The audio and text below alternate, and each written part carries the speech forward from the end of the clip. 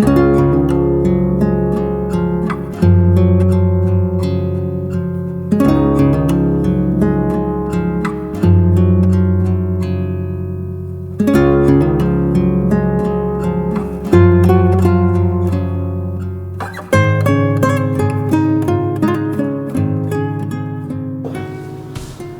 minutes from April 8th.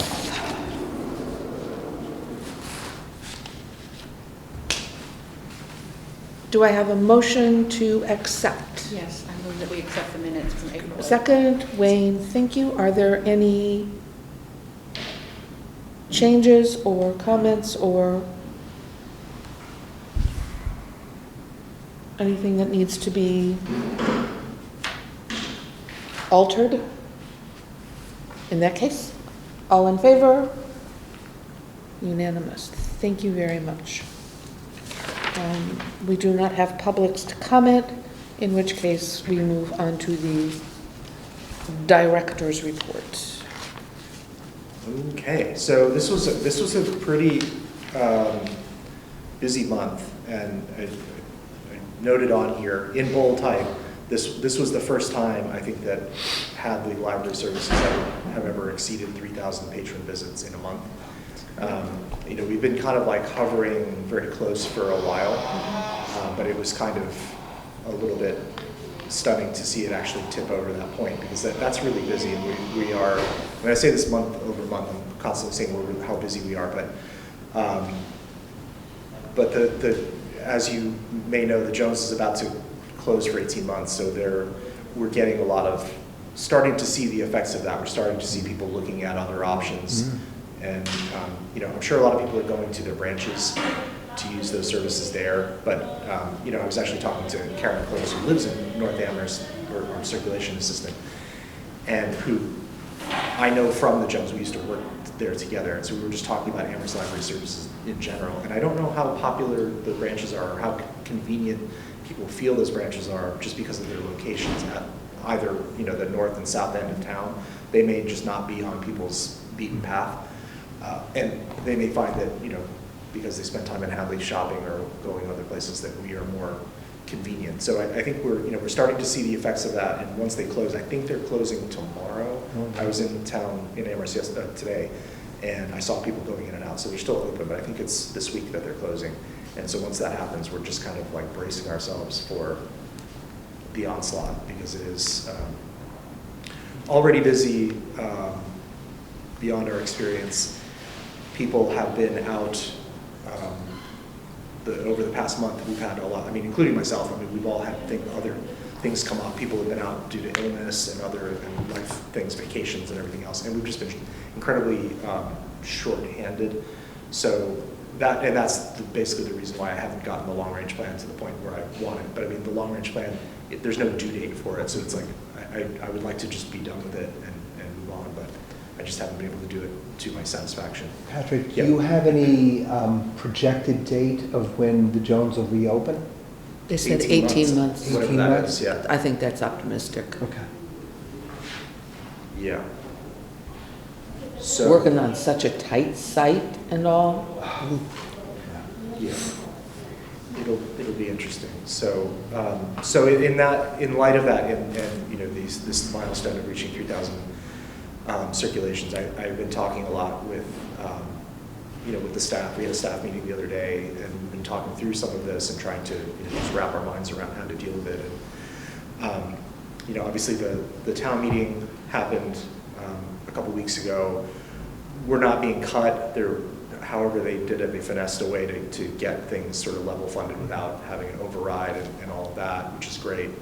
But you know, essentially nobody that asked for things got them in this situation. So our efforts to expand the staff through the means of just going to town meeting and asking for an increase, that, you know, wasn't going to happen and may not happen for some time.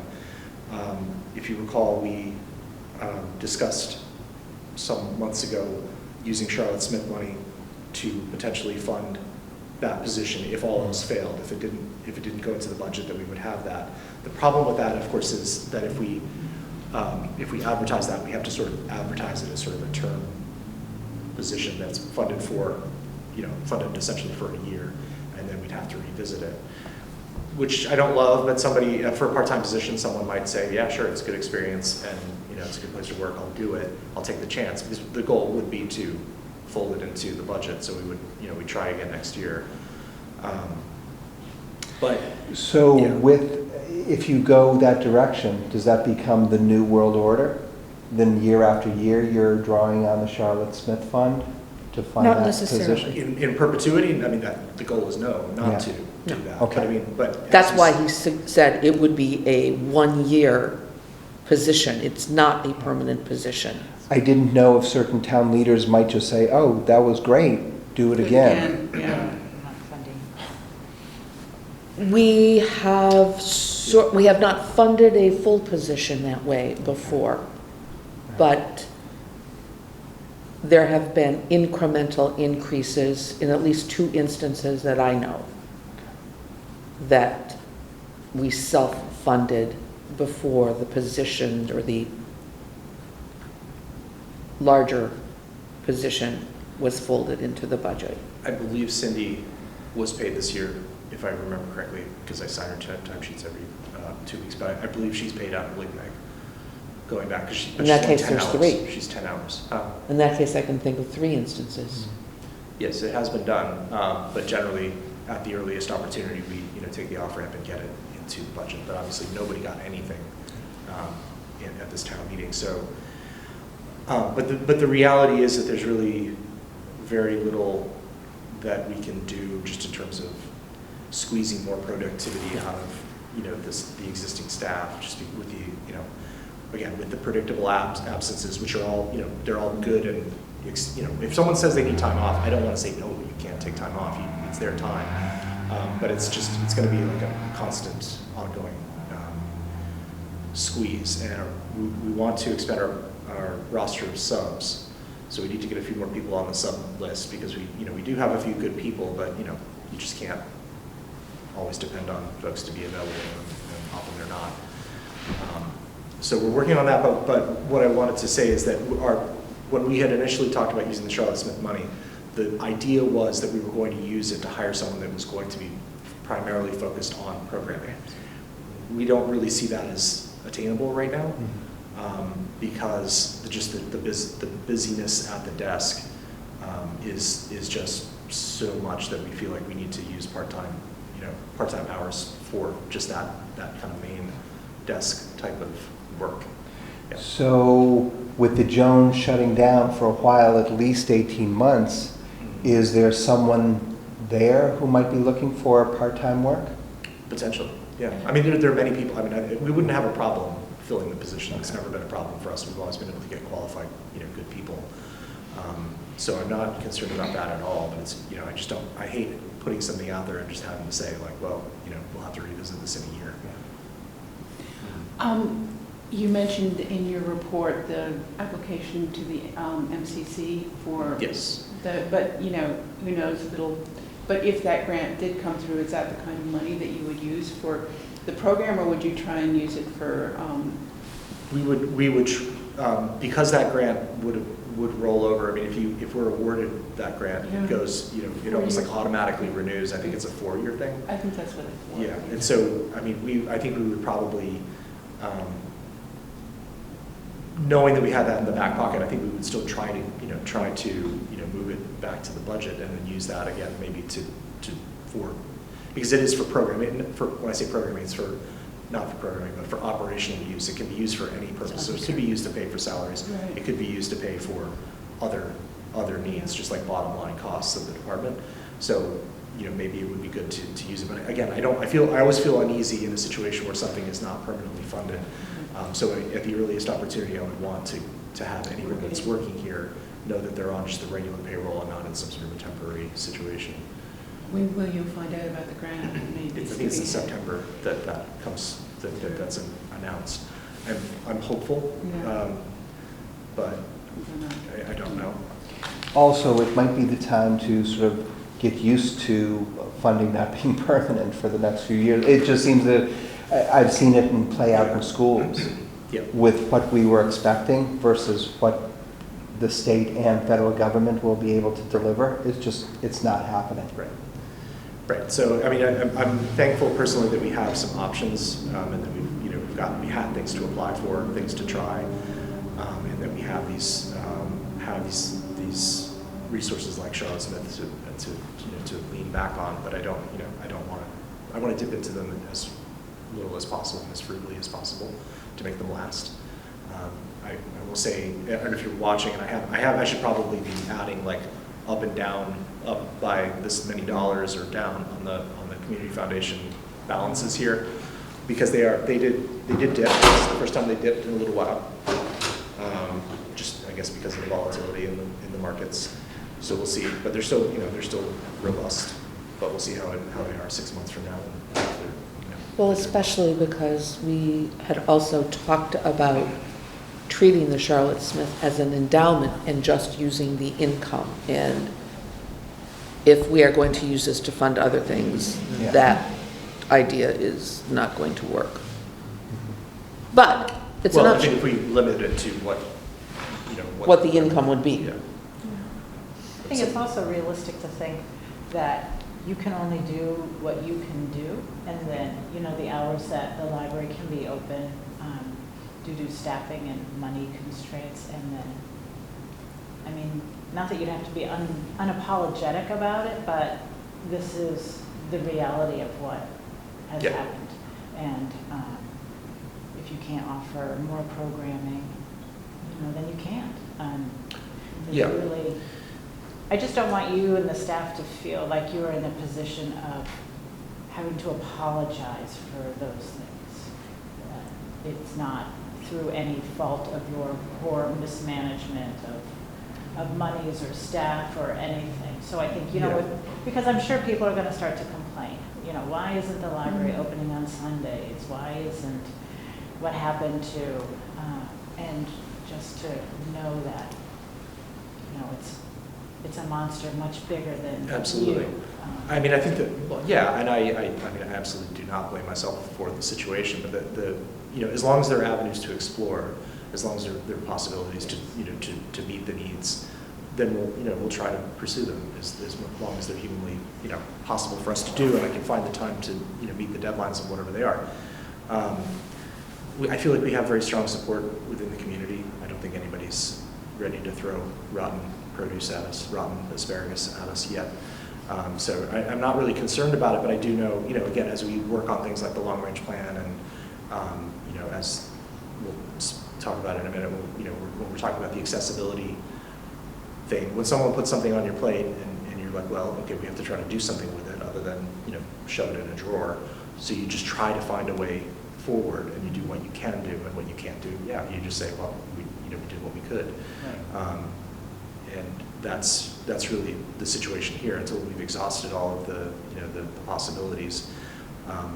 But yeah, I mean, there are obviously that's something that could be explored. I mean, if at some point we're like, well, we just can't, with the resources that we have, and we can't get more resources, we can't stretch it to 6 days. Maybe it has to go to 5.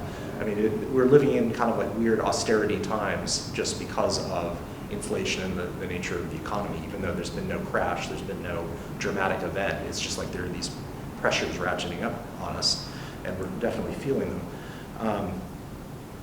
But yeah, I mean, I don't think we're at that point yet, but I feel like we have some things to pursue. How do you feel the staff is holding up under some of these conditions? Do you have any morale concerns or things like that? Not generally. I mainly have concerns for individual staff members being put into situations where they're getting stressed or overwhelmed. So I think we all try to be mindful as a team working together of like what's going on, Yeah. to the left and right of us. I've started working more on the desk to give Sue a break, because Sue, I think, Sue is, she's kind of like the person that's on the desk more than anybody else.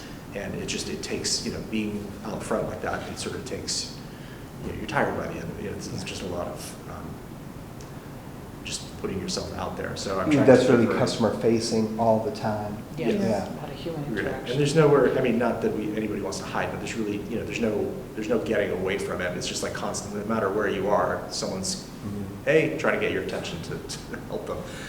So it's just nonstop.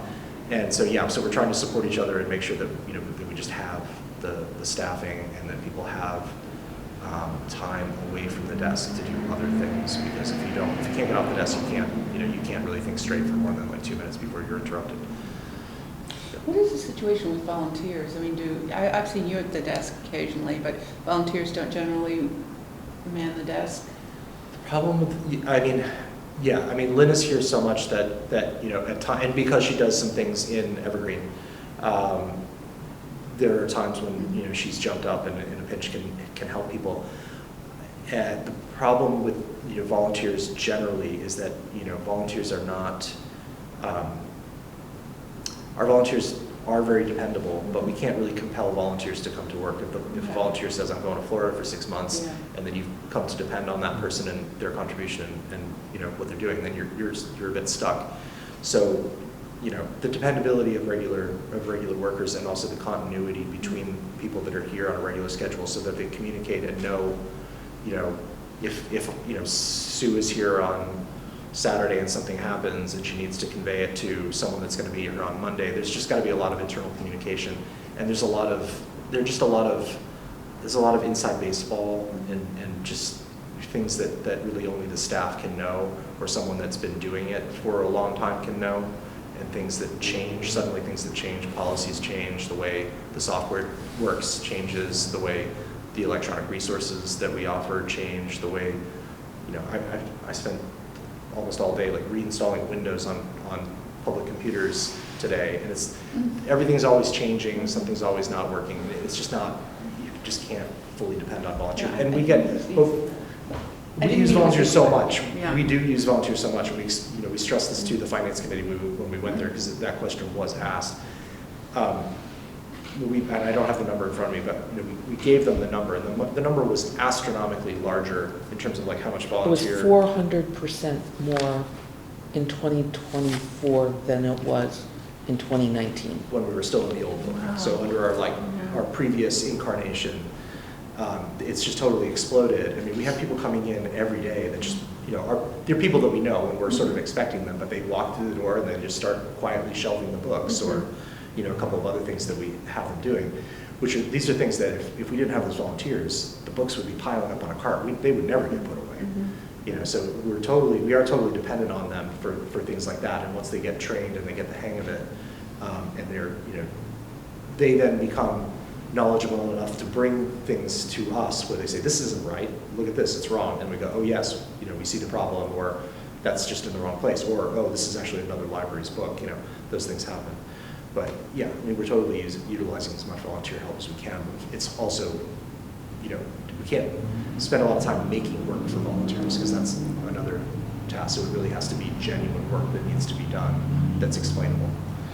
This might be a question maybe a year out, but have you looked at sort of self-service lanes or things like that where people can take care of more of their needs themselves? That is a thing that can be explored. I'm a skeptic of them because, as with any other technology, I would say probably every fourth patron that comes in, there's something up with their record. Their record has expired. And you're not going to be able to address that yourself out of self-service. It's going to basically refer you back to the desk, and we're going to help you, or you're going to have a problem. Why am I having this problem with self-checkout, and now I'm walking over to help you over here when I could have just helped you over here? I think we don't get asked about it that much. Occasionally somebody will ask, well, do you have those? And we say no, and they're like, okay. But I don't think most small libraries tend to have those kiosks. It's something that we could do, but I'm skeptical that it actually really saves us a lot in terms of labor. And I think that one of our strengths is the fact that we are so in touch with the people that we serve, that we know so many of them by name. Like once you've come here half a dozen times, we pretty much have your name filed away, and we're one step ahead. I don't want to lose that, so But that's, that's just me. I don't think the staff are looking for automated ways to get out of doing that either. So if they were saying we really want to look at that, then I would say, sure, let's examine it, but I don't hear anybody clamoring for it. In so many ways, these are such good problems to have. I mean, Absolutely. hearing your numbers saying 3,000 patron visits in 1 month, Yeah, wow. that's Yeah. amazing. Absolutely, it absolutely is. I mean, this is what we did this for. This is what it's happening. But we have to keep up. I just want to say Yeah. that there are a couple of volunteers, and I'm in the group, that are here regularly, and I have noticed that Sue has asked she asked me something today, but I'll get to that. But she has asked someone else to do more and slightly different things than what she had been doing. She's one of the individuals who gets the tax benefit for working for the town. Yeah. And so she's always here on Thursday mornings. And I think this is a sign of the fact that she and I think someone else have been asked, would you do a little bit something more that we haven't asked you to do before, is reflective of the time that they don't have any longer to do those kinds of things. My other thought, and this may be totally off the wall, is where, if there has ever had a conversation with the Jones about if they have staff, I don't know what they're doing with all their staff, but maybe if there's this huge influx of, patrons because they're closed, they could give us one of their staff for that period while the building is being worked on, to handle some of the traffic. A member of the public mentioned that, Oh. and I kind of was like, it's just so crazy it might work. I mean, I don't know. I'm not really sure what the restrictions would be on that I don't with an know employee either. working in Yeah. another place. But I mean, if you consider that, The kind of on loan, staffing on loan. yeah, they're still doing the work. Yeah. And they can still be representing the Jones. They can wear a Jones T-shirt and say, I'm a Jones staff member or whatever. Just an ambassador of the Jones. I don't know. I haven't reached out to anyone there yet. I know that they have their hands full, and we're kind of seeing like, well, how big is this time really going to be?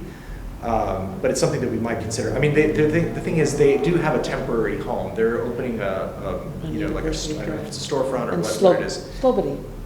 It's what? It's on University Drive in Yeah. the Slobody building Okay. that used to have UMass Communications in it. UMass telephone operations were in there. It's one of the brick buildings. Yeah, so I don't know what services they're offering. I don't know if it's just to pick up interlibrary loans. I read somewhere that I think that they're moving the children's collection there, so that may be browsable, but the adult collection is not there. So for adults looking for, just for reading material, the selection is going to be limited. Oh, we could get them a T-shirt that said Ambassador Jones. I mean, that could be their title for their Yeah. time here. It could be. Everybody wants to be an ambassador. There's so many opportunities. Really? Yeah. But we'll look into any and all possible solutions in that. I thought that was an intriguing one. Actually, one thing that was on here that I do want to mention before I forget is that, so Emily, who's the youth services coordinator, who has been doing a spectacular job with, working with young children and families, that's her primary focus. She entered, applied for, so the MBLC is doing, as part of the summer reading program, they have like the Boston Bruins going around and doing visits at not the team, I think it's the mascot and something, I don't know who, I don't follow the Bruins, so I have no idea. But I know it's the mascot, and it may be someone else from the team or whatever, it goes around, and we were selected as one of four libraries in the state that are they're going to do like the celebrity story time that we've done in the past with like the UMass basketball, like the girls basketball team. And Do you have a date on that? oh, we have a date. It is, did I write it down? I did write it down, but I don't have where I wrote it down here. But it's in July. I think it may be July 22nd, but don't quote me on that. And we're the only library in Western Mass. Whoa. Whoa. Pretty cool. And the thing that, I think the other thing was that, I'm not exactly sure, but the MBLC, I think, is going to they said that they're sending some of the legislators to attend the event, so I'm assuming that's our reps. And they really want as many, I think they want as many kind of muckety-mucks to come out to this as possible. I think partially, and I haven't been in touch with the MBLC directly myself, but I believe that part of why they're excited about this is because they're happy with the building overall. They want people to see the building. So I think that's really exciting, and that's all down to Emily taking the initiative to make this happen. I had nothing to do with it. I didn't even know she was doing it. So I thought it was great when she told us that it was happening, because I think it'll be very exciting for a lot of people. What will the event be like? Well, it's going to be in the format of celebrity story time, which we've done in the past, where basically some prominent person comes and reads a story as though it were like story time in the morning.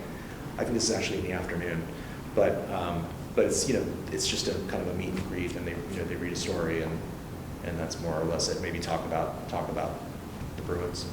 Well, that sounds like the perfect opportunity for Scott Merzbach to come in, it's a big take photo a op. picture, write Yeah. a story for the Absolutely. Gazette, Absolutely. spread the word. Yes. Yeah. So I was very pleased with that, very happy for her initiative and good work, because this is like quite the feather in the cap to have had that work out for us. So That would be a great extension for the story, Emily taking the initiative and getting this Bruins mascot. I don't even know that I the didn't Bruins even know the mascot Bruins had a mascot. How often does this happen? That a celebrity comes in to read? So we've been doing it, and again, just that this is through. No, I think it's a critter primarily of through some Emily. sort. Maybe Julie does it too, but they just reach out to people in the community. I don't know how they. I think landed of the Wally UMass the Green women's Monster. basketball team, Yeah. but they That's did one. that And the last- Minuteman, I think. maybe don't- last summer. Do they have? They do Well, it that's every more week. UMass, but I don't know It if hasn't the happened in a little Patriots while. have But we're one. doing it like maybe every few months. Sure Yeah, I think previously. so. It is a bear of some Yeah. sort. Oh, well, that would be Kind of cute. thing. That would be. Yeah. As long as it's Or not public scary. figures The to Bruins, get Bruins, Absolutely. duh, yes. Yeah. Yeah. Okay, so I wanted to mention that, and then the last. Oh, actually, do we have accessibility on that's on here anyway? So but it's on under directions report. So there are a couple other things. So the roof evaluation, as you all know, you saw the email. We don't have the cost figures, so what he sent us right now doesn't really get us very far in our discussion. So I think we'll just wait till next month. I did let Mike Mason and Molly Keegan, who had been part of the conversation previously, I let them know what the status was, and so they're standing by for us to get that information. Is there anything else about the roof that anybody wants to add? Would or Mike talk and about? Molly come to our next meeting? I don't know. I just wanted to make sure that they knew they were. Well, the invited. expectation is that John will lead a discussion. Yes. And anybody from the public is welcome, and Mike certainly knows that that's the trustee meeting, but we can certainly make sure that Molly is aware of it as well. I happen to know she's in Italy at the moment, so she She doesn't care right responded. now. I saw, she knows, she responded Does to she? it. Okay. Yeah. So, and they came to the previous one. I think they were at the meeting when Mark and Phil were on the Zoom call. Yes. If you get Yes. the figures for the roof, the estimates before the meeting, will you tell us when you get them, or are we going to wait for the meeting? No, I'm Oh, just forward. forwarding them You around as just soon as I get them, forward so them. you Oh, have yeah. time to think about and, Yeah, ponder. yeah. So as far as the accessibility, there was, as you probably remember, there was an ADA, municipal ADA improvement grant through the Mass Office on Disability that we found out was available. I found out about it through an MBLC email or something on the library listserv. And so we looked at that and thought, oh, this could be a good way to address some of the things on that, that survey of issues. And so I reached out to Jennifer Sanders James in the town administrator's office to just say, we're thinking about applying for this. Is anybody else, we don't want to step on anybody's toes. Is anybody else already working on this? And in fact, they were. So, well, I mean, so the discussion really is about kind of, everybody, we want to have a seat at the table if at all possible, as far as that's concerned. I think their goal, I don't want to speak out of turn, but they have some very defined projects that they were aiming to use that funding for if they should get it. I think Jennifer said it was a $100,000 grant. I don't know if that's like that's the max or what, but as much as $100,000, which in the grand scheme of things and the scale of the problems that the town has, that's not all that much money. But if it's if there's a way for us to be helpful and also benefit from that grant in some small way to move the ball forward on the list of things that we need to address, I thought it was worth throwing our hat in the ring about that. Do you have them prioritized about, if the grant money does become available?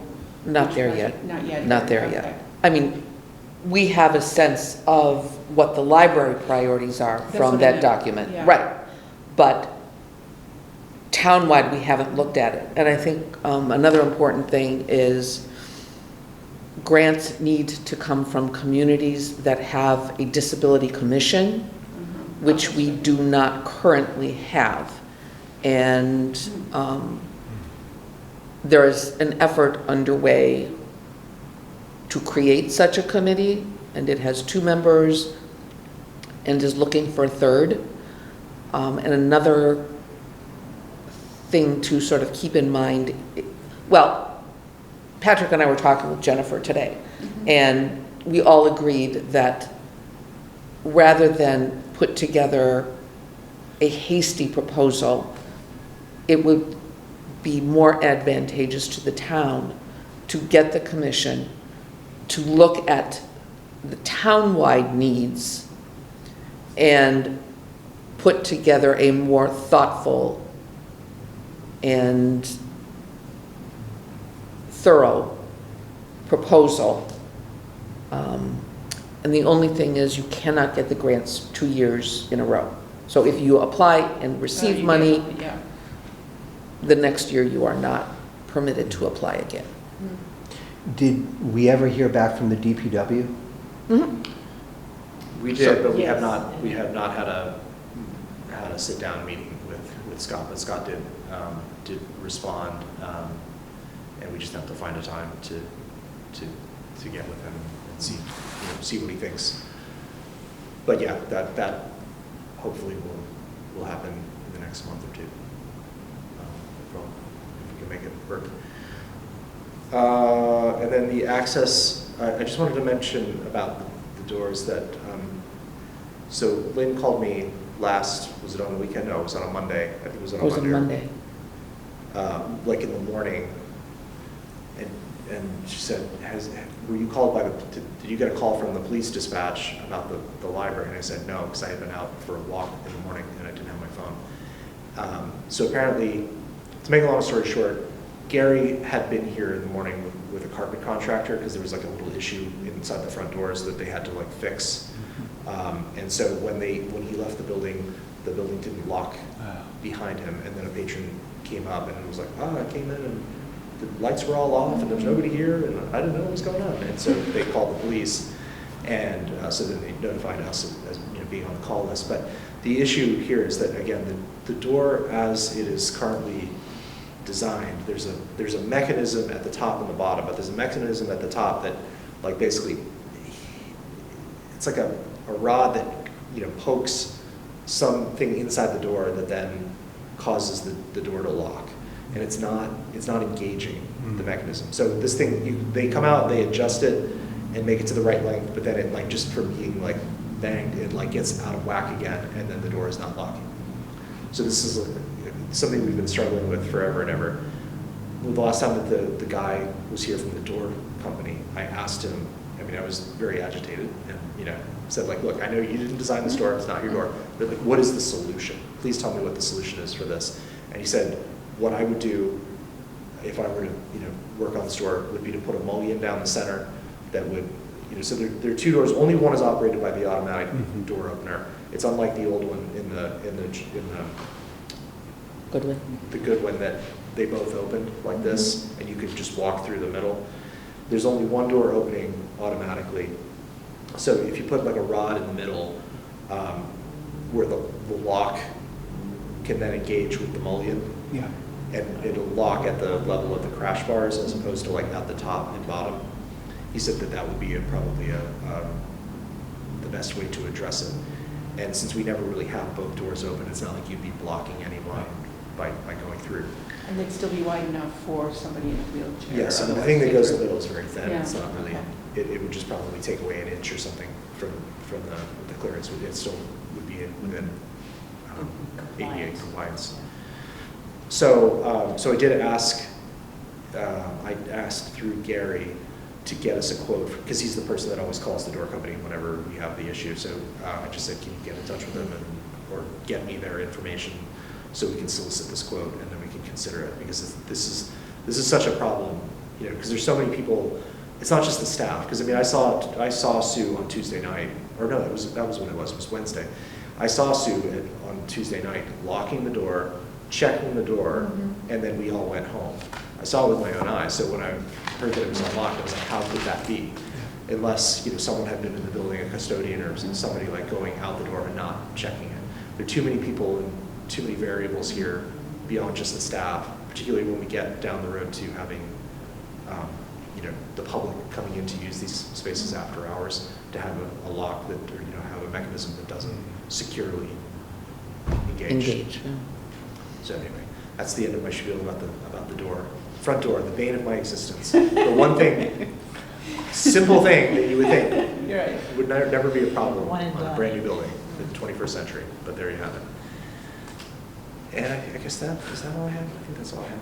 So do you want to talk about the sign?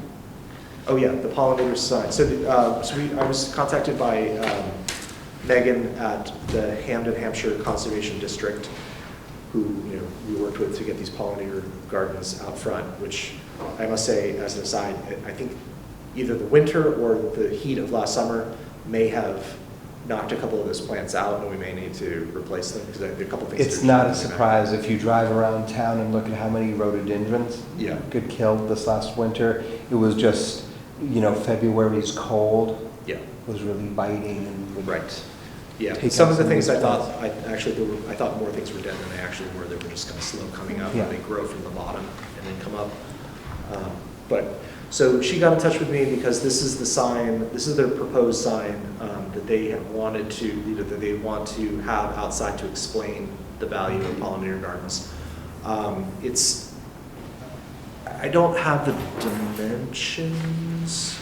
I thought you said 6 by 9 or something like that. Is it that small? It's not huge. Well, this is from, that's just from the planning. Oh, okay. It can only be Feet. 6 to 9 square feet Oh, in square feet, size. that's, It can't yeah, be okay, bigger so than it could that. be 300, yeah. So I don't have the figure in front of me for what they're proposing as far as the sign goes, or the size of the sign. But this is the design that they're proposing. I don't really understand exactly also like how this will be fabricated and weatherproofed and everything, whether the color is, like it's color fast and isn't going to fade. Is it one sign? Yes, One sign. And where would it be placed? probably close to the walkway here. Oh, okay. Yeah. So it has to be, according to the planning board, it has to be on something mounted on something that is either wood or looks like wood. So that has that aesthetic. So it could be like brass or something like that's modeled to look like wood. The Hadley Historical Commission has put up 3 signs around town. There's one in North Hadley, there's one. There's one right there. Oh, there, isn't Oh, there? right over there, Yeah, you're there. right. And yeah, it is that wood-like material with all the information on it. Yeah. So I need to get back to her about this, that again, that the trustees either approve or disapprove or want some changes. There are some things on there that you see at the top, a site-specific sentence introducing the garden. There's some information that we need to provide, and and also the library's logo and things like that. So we need to. This is not the final version, but this is the gist. there's a lot of text on here, there's a lot of, I had the thought of, I really wanted it to be more simple, but with that amount of text, it's really kind of hard to squeeze that I mean, all in. even if that were life-size, Yeah, It's- no. who's going to stand there and read all of that? I like the idea there's a QR code, you know, that could take you into all of Right, that yeah. information. Yes. Yeah, I would love to see it with a little less text on it, especially the top right-hand one seems like a lot of, you can read it in the. Are these up at other libraries? Or I would think this that be they the have, I don't know first? that I remember they sent a sample, like about a year ago when we were in discussion about this, they sent a sample of one at another project that may also have been a library, I can't remember. oh, ooh, yes. But I don't think it looked, or no, it Not was that- somewhere in yes. Northampton, I think, or Florence. It actually might not have been a library. I don't think it, but I have to go back and find that because I don't really remember it looking exactly like this. I thought it was a more simple and maybe slightly more, in my mind, I was picturing something a bit more rustic and a bit more kind of hand, I don't know, something that looked a bit more made by hand. Would you say again how large this is going to be? I don't actually have I didn't print the email, so I don't have what the proposed size was if she even provided it. But that would be something that we would have to discuss with them because obviously it has to be big enough to be legible. And it is kind of fascinating that even at that size, I mean, I know I'm standing far away from it, but like even at that Right, size, it's hard yeah. to read. You can't It's, read it. so if you made it half that size, that would be pretty tough. Who's this aimed at? Is this aimed at adults or children? I think it's aimed at I think probably more to adults who then might in turn explain some of the concepts to children. But yeah. After the meeting we had here in this room in the library and after we installed the pollinators garden, Megan helped us. Basically, we hired her to install a pollinator garden at our place. Okay. So I think they're trying to get more and more people active in doing this. And they did a great job with informing the public about pollinator gardens. Yes, that's why they want them in prominent public places Mhm. like this to have this informational component, educational component, because otherwise you would just walk by and say pretty flowers, I wonder what they are. So I don't know, if you folks, I think if we're all in agreement that this needs some simplification Redesign. and bigger type, maybe less pictures. Maybe the pictures don't really matter since you're standing in front of the things themselves. Or even just one example, Yeah. not four. Yeah.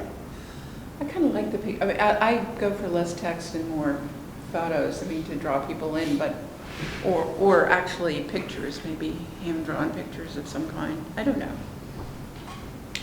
But I think it's also going to depend on how is this going to be fabricated?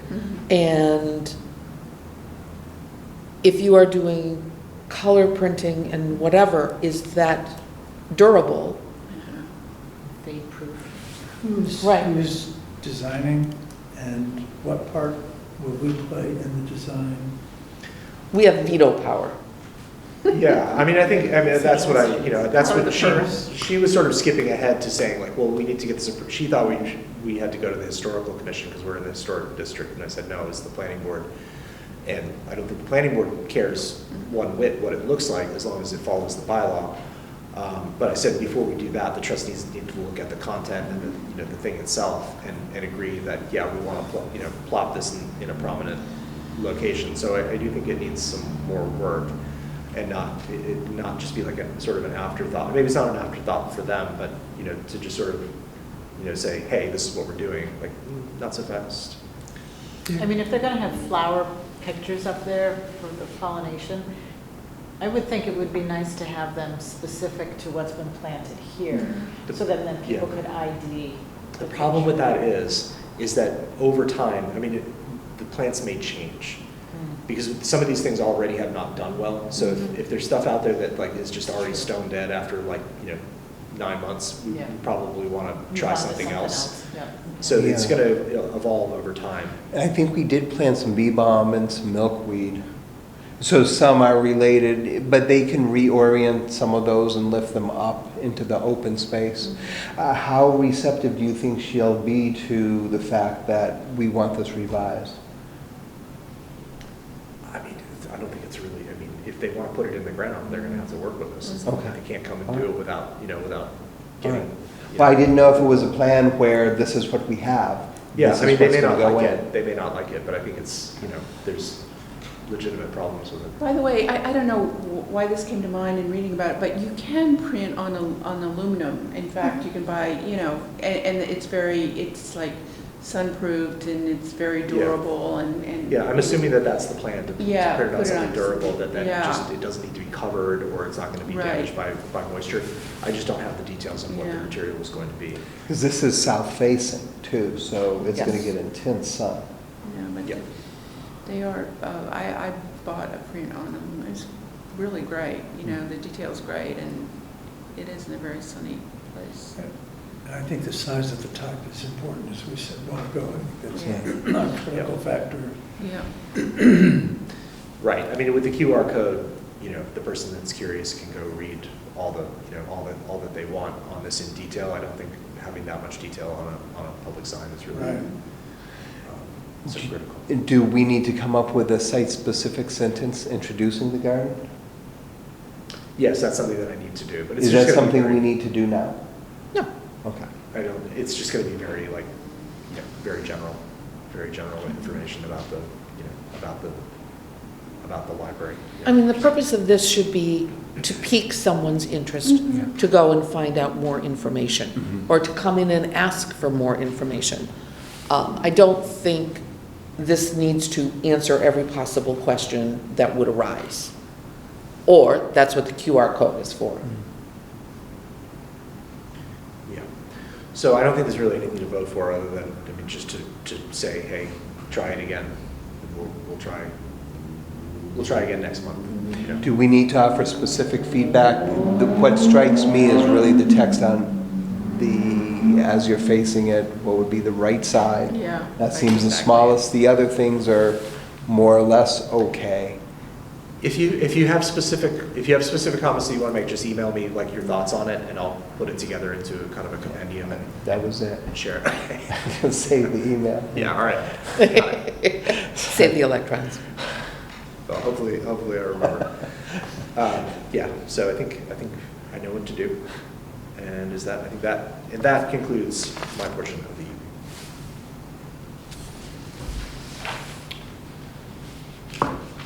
Is there anything that anybody else has? I have a couple of brief announcements. Reminder that the election is on May 20th. And for those of you who are interested in writing in a library candidate, her name is Audrey Altstadt, and she lives at 54 Breckenridge. Can you spell the last?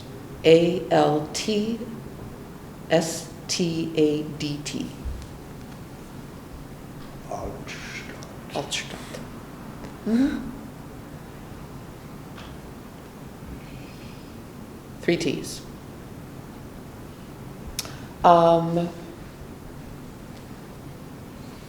Next month's meeting will include board reorganization. So think about what you do or don't want to do. We need a chair, a vice chair, a clerk. It would be nice if we had a liaison to the Friends. And the last thing I wanted to mention, because I was asked today to be in charge of the bulletin board. Were you The one out there? No, the one right there. Okay. You were asked to be? I was asked Have you- if I would be in charge of the bulletin board, Okay. because other people don't have time. And I said, if we're going to do that, I think we probably should have a bulletin board policy. And I'm not suggesting this be something long and convoluted, but you have a mix of people putting up things about a time-specific event, And then you have people who want to put up things that, oh, I am counseling those people who only love purple flowers and don't care about the red ones. And, you know, how long should, I just made that up. But, well, I didn't want to say psychological services or some other such thing. But how long should those things be up there? Should we require folks to put a date on there to indicate when it's posted and thus and such? And I'd say we probably need twice as much area of corkboard, but I'm not gonna go there yet. I think That's that not, just makes it bigger, it's just a bigger canvas Yeah, for more mess. mess. It's just More more mess. mess on a grander scale. It'll never be neat, it'll never be tidy. no, but, Say, oh, Yeah. sorry, there's no room on the board for yours. When another one comes down. Well, people, I mean, the thing, because of where it is, you know, some people ask, most people don't. They just go straight up Go to there. attack the thing up and go. Right. So it's really a difficult thing to police. And again, because it's a small thing, and because it's almost probably doomed to fail, and because also, you know, if, I mean, again, if like you were not here specifically to do it, it then devolves back to the staff to then maintain that policy, which is the thing that I'm hesitant and resistant to, because it just ends up becoming a kind of a bit of well, a, except, I mean, Sue already looks at it. I mean, she already does do what she can, like when we're, you know, when we're going Right. by. And but I think I don't think it's an issue for a time-specific event. But I think if someone were to post something up there in terms of a general service that they provided, and they came in and they said, well, where's my stuff? And that way we can say, consistent with their policy, it was posted for 6 weeks, and then it was removed. How are you gonna get the start date though on it? Well, so then I would put a policy at the top of it that says, on the 30th of every month, this board will be cleaned off. There's an Well, idea. what if you have something on Or all over. the 7th Rip of it the all next off. month? how about we put up a sign that says "Post no bills"? Police take the Checks accepted, post no bills. Yeah, I don't know what the answer to this is. I mean, over at River Valley, they have a bulletin board outside the store Mhm. that you go into the desk, and this is why I don't want to do this, but you go into the desk and the helpful person at the information desk puts a date stamp on it, and then someone, I guess, goes out every day and finds the things that have expired after 2 weeks or whatever it is. Again, it's a task that somebody has to do, and it's a thing that we then have to pester people about. I mean, if someone posts something that hasn't got a stamp, I guess it's easy enough, you rip it down and throw it away. But, you know, I think the 30th of every month, just rip it all How off. difficult would it be to put the policy in a piece of paper there on the board that says, this is the way this is going to be done? At the end of the month, things will be taken down. I mean, we could, if we had a procedure like that, if we did agree to something, to just to a specific date, you know, we could put it, we would keep it simple, but if you put up any kind of complicated policy, no one's gonna read it. Oh, no. Because what they're gonna do is they're gonna Cover pointedly it up ignore it, with, post their thing and run away as quickly as they can before they get caught, you know. I will look around and see who else has whatever policies, and I will, if I see anything interesting worth pursuing, I will be sure to share it. I think the beauty of putting it where we put it is that, I mean, if people come into a meeting, then yeah, they're seeing the messy bullet board, but it's generally, it's out of the way. It wasn't in a more prominent place. You know, it's a bullet board. It just bullet boards, this is what bullet boards look like, and it's, you know, I'm just stating my opinion. I know that you have a very different opinion about this. I would be but- willing to volunteer at the end of each month to go do whatever the board says to do Okay. at the end of every month. There you go. Now you have an assistant, you have a lieutenant. I mean, it's basically an indoor telephone pole. Yeah. People staple everything to telephone. That's all it is. That's a great description. I mean, they don't do that as much anymore. Yeah. Just remember to recycle. That's important. Yeah. So that's something that actually, in talking to Sue this morning, I think after you had the conversation, I said this is something that we should probably like put our heads together about on Thursday, and then come up with something that all involved can live with. That's you know, that's going to work and not have like some you know, repercussion. But I'm sure we can come up with guideline, and then, try that for a while, and if it needs to be revisited, Yep. we will. Oh, that's fine. Did we have that on the original building plan? The bulletin board? Well, I think there was, I think that was the purpose that was supposed to be served by the kind of cork wall material behind the water fountains, but the problem is you can't really reach, the water fountains are in the way, you can't really get at it. Which would solve another problem. Solved another problem. Have a moat. Barbed wire, yeah. Yeah, so I think that was the intention behind that. Weed out the and then, weaklings. All the long-armed people could post. But if you recall, when we first opened, we had one of these tables out in the lobby, and people would come in. I mean, we had it for our stuff, and then of course people started leaving stuff on it, and then asking, may I leave this, may I leave that? And then they started taping things to the wall Yeah, so behind it started it. taping. So this is why this is just one of those things where it's a battle that you just can't win. It's like taking a broom to the Sahara. Just let it be.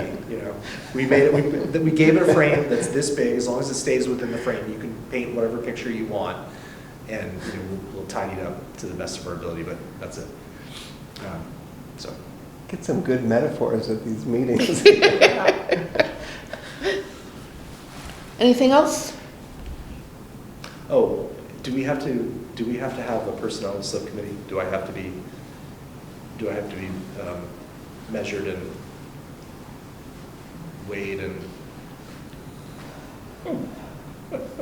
Yeah, let me think about that. I thought about it a little bit. I will think about it some more. Okay. It's been a very busy last couple of weeks, very busy. So after the election, whoever we vote for, including the person that we're writing in, we will have 6 trustee members? Mhm. Okay. Yes.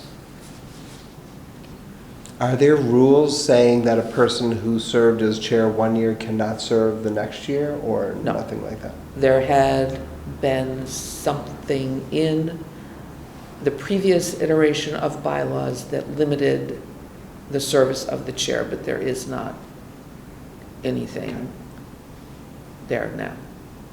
So it can be like the Pope and appointed for life. Yeah, Conceivably. we could have ambassadors and popes. We could have the white smoke, well, we don't have a chimney here, but we could Start a theoretically. fire out on the lawn. Might help the pollinators. I don't know. Anyway, do we have a motion to adjourn? Second, all in favor? Yes. Yes. Okay.